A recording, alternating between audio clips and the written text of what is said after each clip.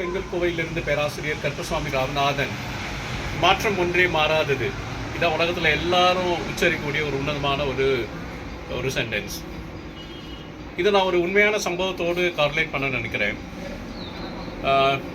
ஒரு black skin person, அப்படி சொல்கிறது தப்பு தான், பட் இருந்தாலும் சொல்கிறேன்.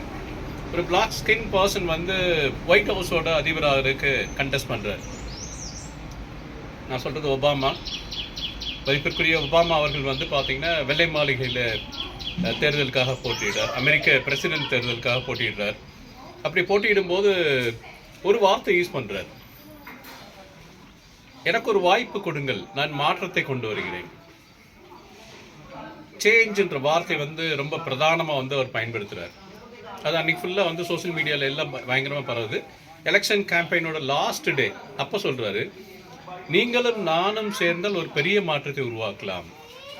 Obama is for a change. So அந்த சேஞ்ச் என்ற வார்த்தை ரொம்ப பயங்கரமாக வந்து பார்த்து உன்னதமான ஒரு தாக்கத்தை வந்து சோஷியல் மீடியாவில் ஏற்படுத்தி பின்னர் வந்து ஒரு தடவை இல்லை 2 தடவை அதிபரானார் ஒபாமா. இதோட பின்னணியை நான் வந்து கொஞ்சம் ட்ராக் பண்ணி பார்க்குறேன். இந்த வார்த்தை எப்படி அவ்வளோ பவர்ஃபுல், அவருக்கு எங்கேருந்து கிட்டியதுன்னு தான் பார்க்குறேன்.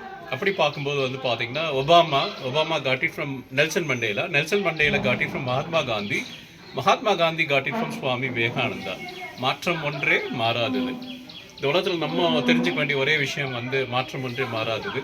உலகமே மாறிட்டு தான் இருக்குது.